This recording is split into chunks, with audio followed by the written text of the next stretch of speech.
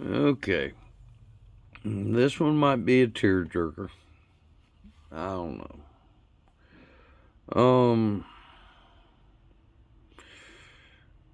You've heard me talking about all my crap in this storage unit. And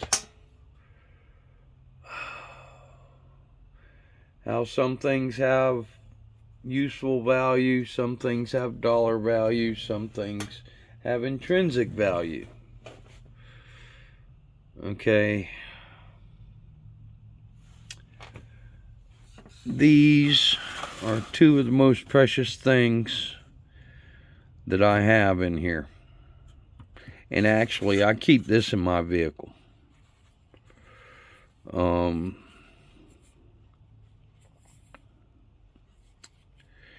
This is what's known as a JIC cap and plug. They're hydraulic caps and plugs.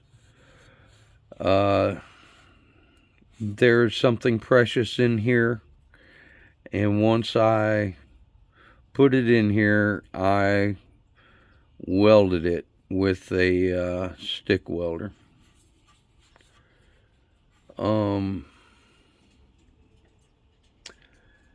These are the ashes of my best friend Jimmie.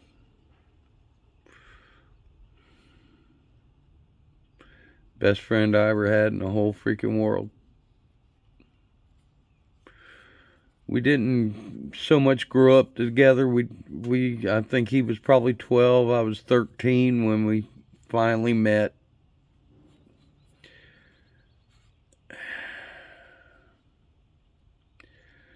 And this guy, he was up for anything. Adventure should have been his middle name.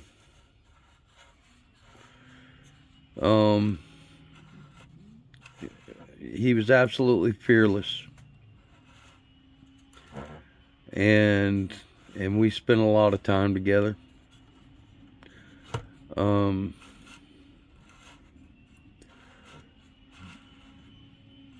We'll have more stories about Jimmie. All right. I can't price this. Of course, nobody else wants it, so but that's my buddy right there. Okay, this guy right here was a gift from Jay Hefner. Okay? Jay Hefner was a mentor of Jimmie's and later me.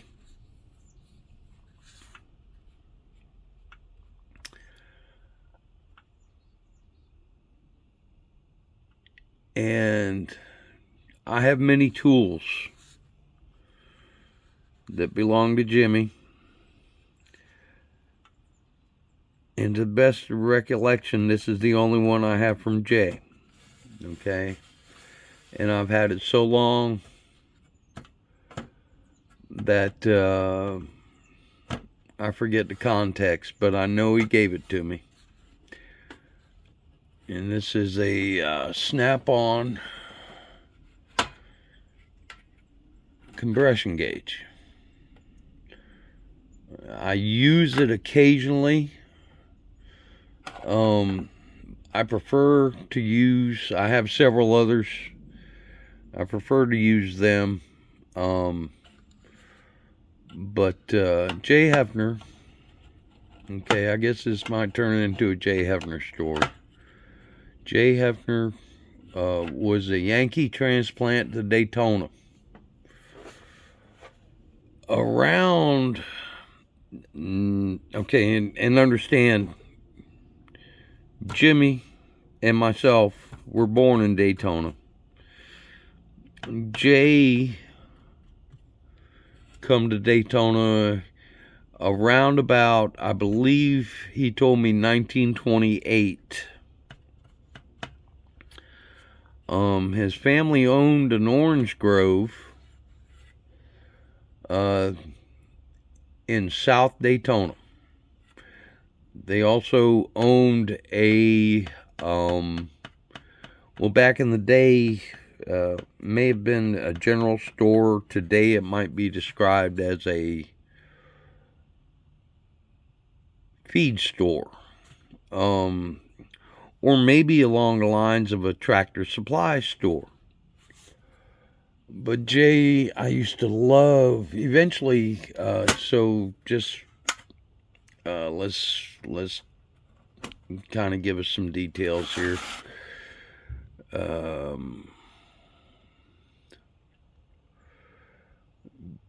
Jay essentially was Jimmie's boss at Dunn Lumber Company. Jay was, how can I put it, the fleet maintenance manager, quote unquote. Let's just call him a mechanic. And I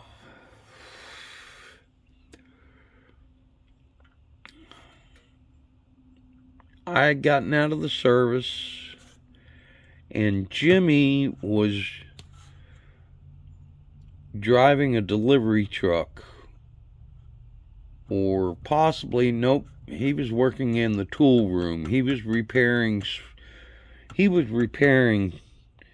tools that Dunn Lumber had sold. Okay, so if your drill broke or something like that, Jimmie was the guy that was fixing your tools. I got out of the service, and Jimmie told me they were looking for a delivery driver.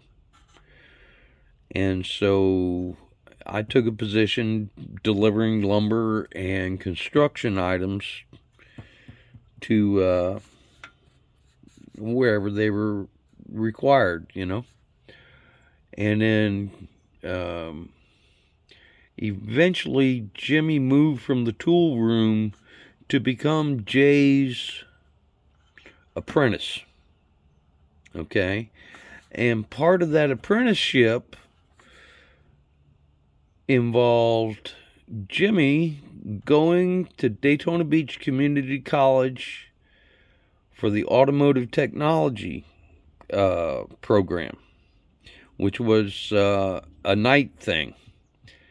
And so I come pulling up into the garage one day, and Jimmie had this goofy little orangutan strut, okay, that he would do when he was excited and he wanted to tell me something that he was excited about.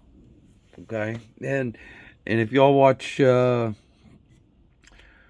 you watch some of my videos on the other channel, LLRT32, you might catch me doing what I called his excited orangutan strut. Here, let me just show it to you real quick. If we can.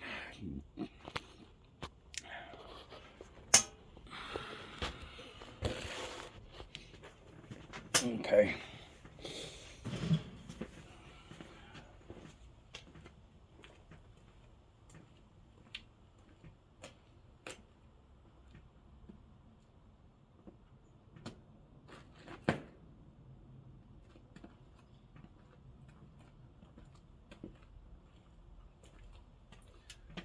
So anyway, I'd gotten off of a delivery, and the truck I was driving had thrown a belt or something. I was pulling into the shop so Jay and Jimmie could give it some attention. He comes strutting up to me and he goes, "Hey, the company's sending me to the automotive tech situation at the college." And I'm like, "Really?" And I go, well, how much does it cost? And he goes, he quoted a number or something. I said, "Wow, that sounds like something I'd like to do." And so me and him ended up going to night school together, working together, going to night school together for like 2 or 3 years. Him in the garage with Jay, and me driving the truck. And you know, lo and behold, life happens, and uh, because I was participating in the mechanics school, I was offered a position with a truck fleet about 15, 20 miles south of Daytona, down in Edgewater, Florida. And I took the position there and worked there quite a while. And Jimmy worked at Dunn's. And eventually Jay retired, and Jimmy was running the fleet. And eventually I screwed up and got married and moved to Valdosta, Georgia. And when Jimmy come up there, was my best man. And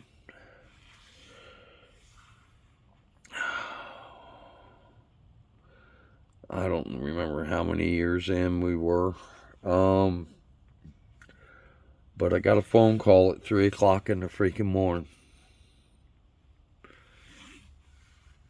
And this was back when the phones were tied to the wall. And it was Jimmy's wife.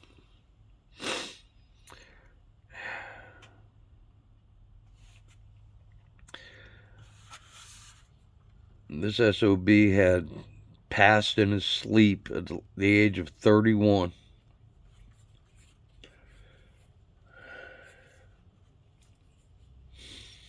And I'm going to be honest with you, we were blessed to have him that long.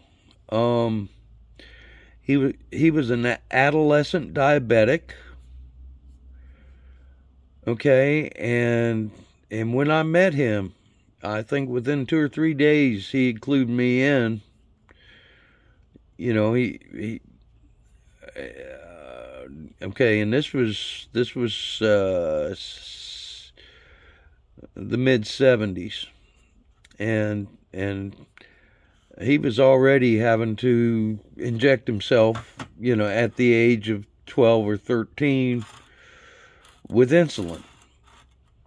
And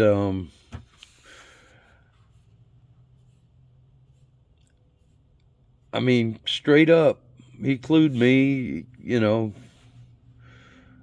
I shouldn't be here now. And that was probably one of the reasons he was, how can I put it? Back then, the life expectancy of adolescent, and he was by no means, you know, it was a genetic thing. It wasn't corn syrup or blood, you know. Yeah, he had a problem. Anyway, he made it to 31.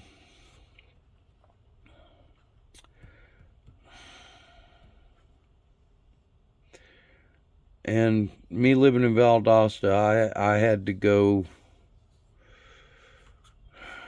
I had to drive down to Daytona for the funeral, which absolutely destroyed me.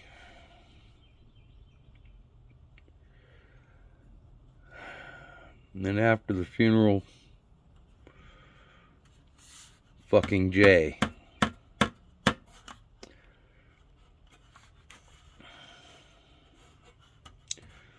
hauled off and offered me Jimmy's job.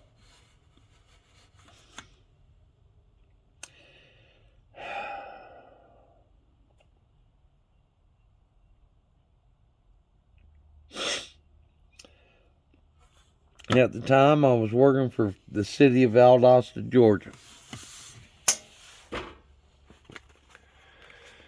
And I'd been there like 7 years, probably. Been married just as long.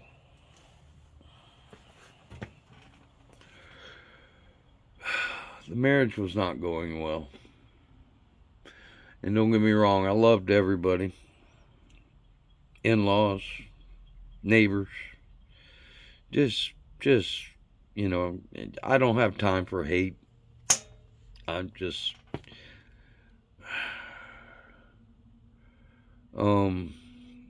but the marriage wasn't going well. And the only way that I could justify in my head the loss of my friend was to go help Jay. Okay, because when Jimmie passed, Jay had to come back to Dunn's to keep the company running.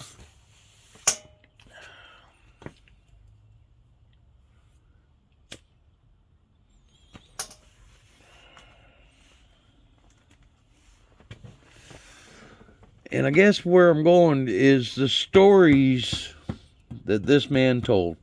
Okay? If you wanted to be part of a story, you needed this one around. But if you wanted to listen to a story, this guy had them. All right? Jay Hefner, like I said, moved to Daytona in about 1928.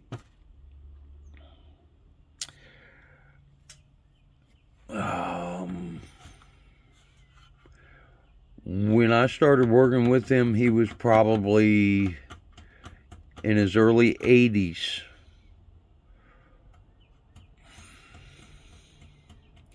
And he'd been battling leukemia for almost 10 or 15 years.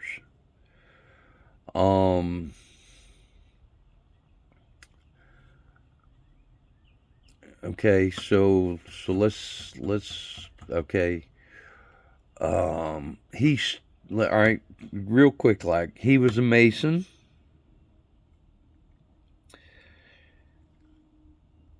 And he told me that his primary claim to fame,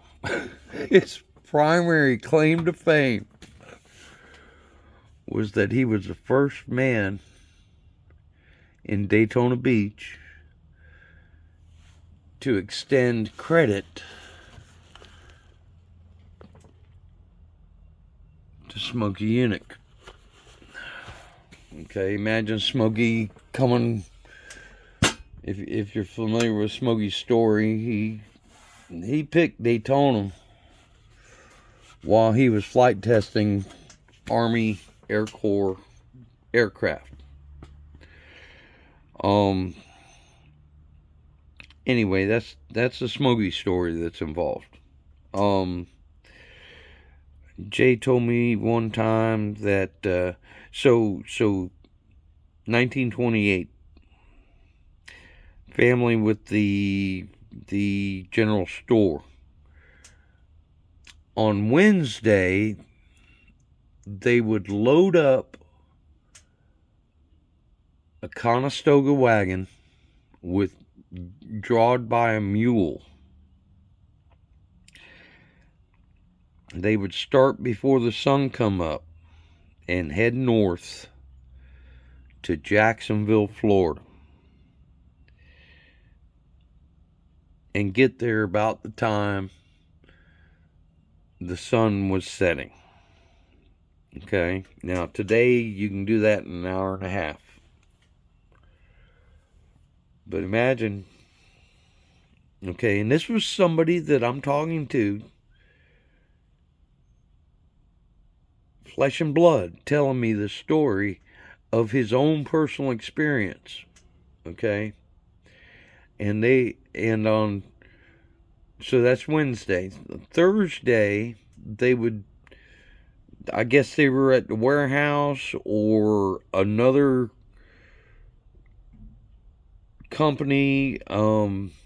Anyway, they would load the wagon up with items to restock their own store in South Daytona. And then spend the rest of Thursday getting back to South Daytona.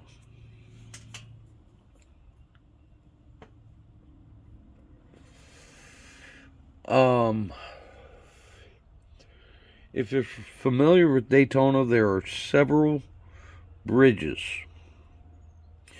between what we call the mainland and the beach side.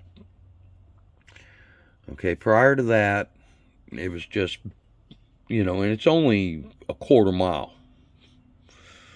Okay, but there's a channel there for boats and such, and so you can't just walk across the inland waterway.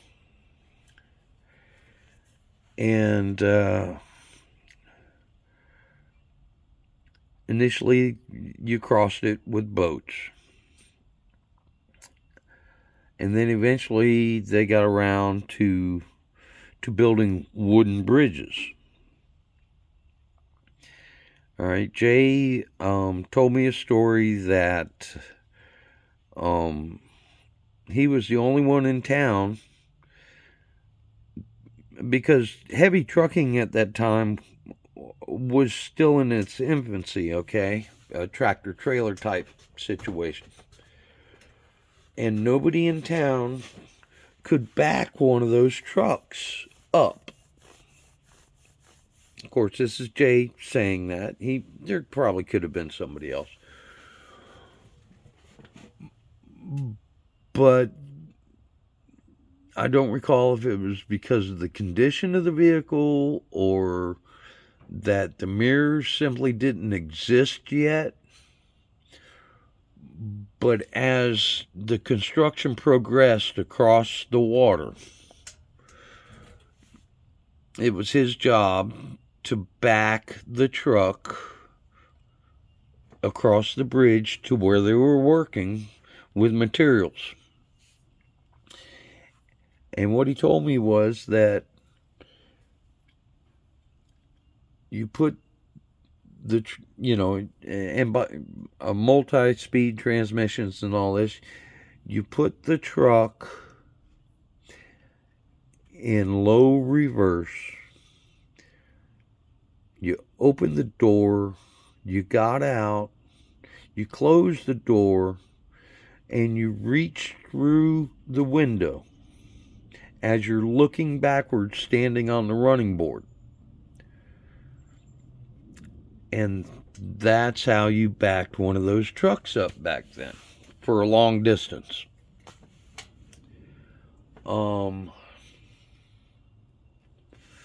I don't recall the era that he told me that, because there's another story I remember. Okay, this was back during the era of the land speed records. Okay, that occurred in Daytona, and here's a little tidbit.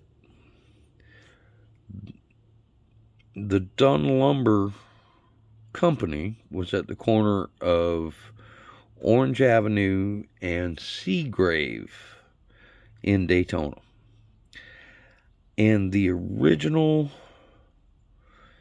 Daytona Beach Railroad Station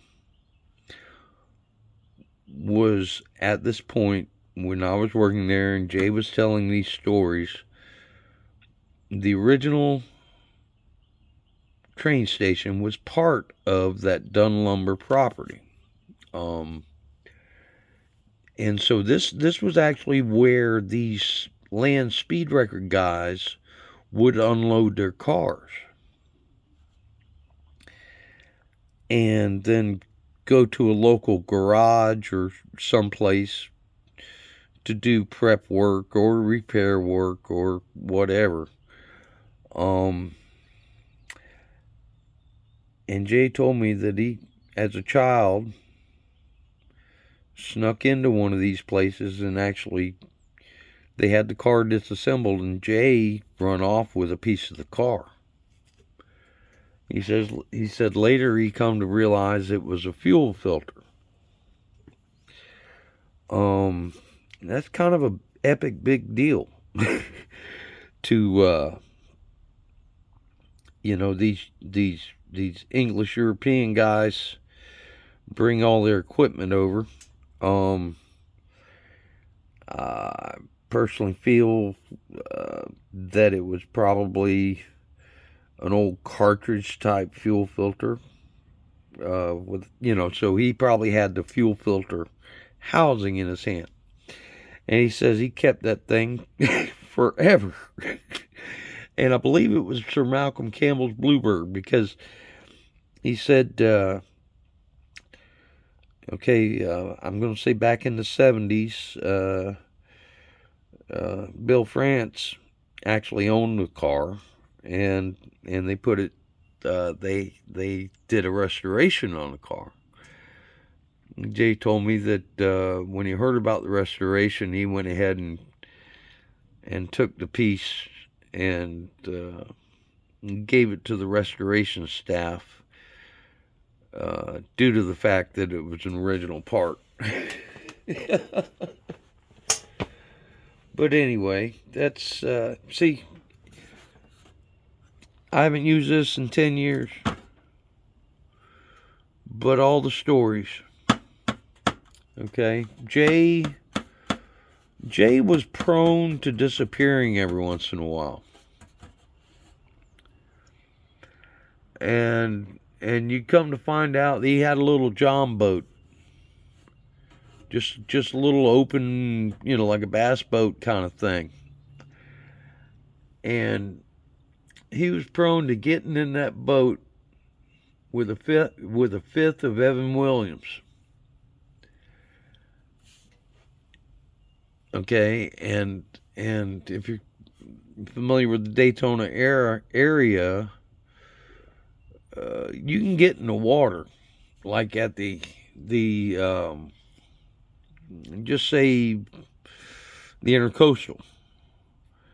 And back in the day, and it's probably still possible, there's all these little canals and and he would disappear for 2 or 3 days. And I can only imagine him by himself in that boat with that bottle, and on a full moon at midnight, just howling at that sumbitch. It was his own little escape. He did it about every 4 or 5 months. And the thing was, he usually got lost. And yeah, he would call his wife, and his truck and trailer for the boat would be somewhere in Ormond Beach near the Intercoastal Waterway, only to find out that he's calling her from Ocala, Florida. Okay. Yeah. Oh, so back to him being a Mason. So he had this big old ring full with gold and everything, diamonds, and finally one day I asked him, "What's that?" And he goes, "I'm a Mason."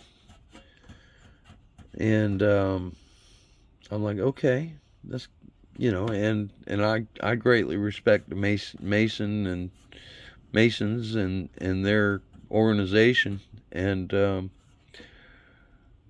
was just another thing that kind of raised him up,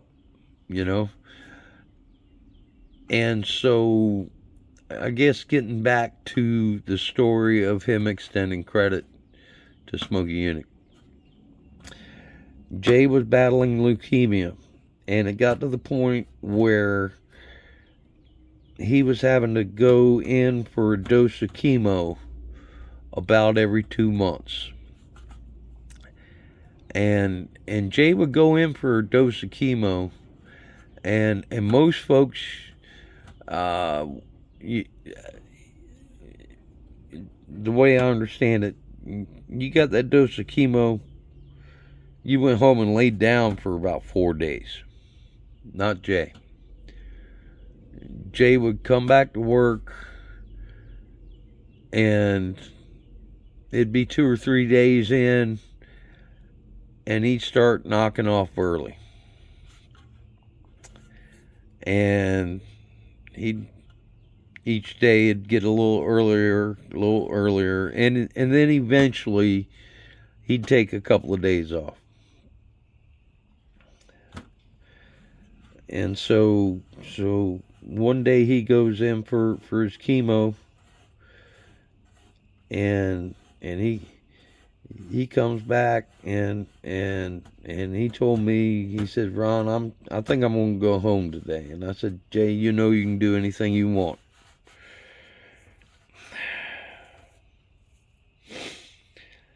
And that was the last time I saw him.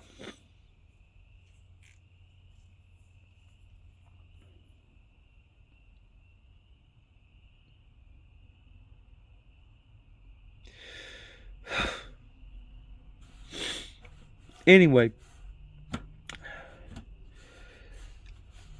they had a funeral for Jay, and I went to it. And him being a Mason, it was full-on Masonic funeral.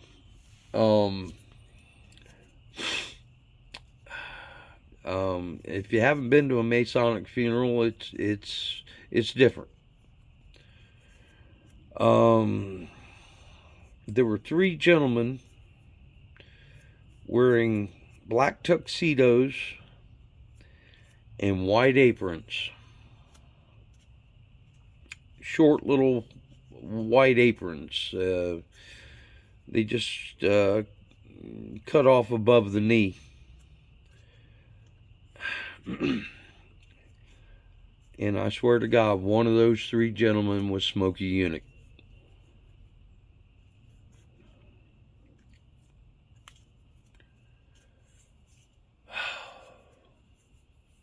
Anyway,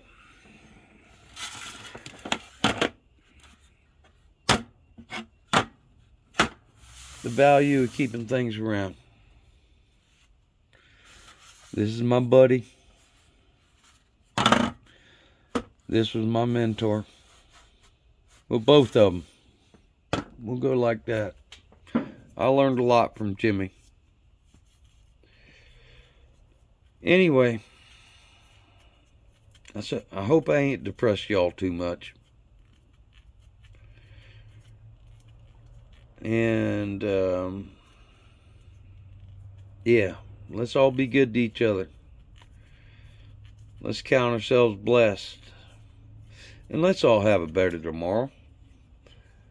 Thanks a lot, guys. In 3, 2, 1.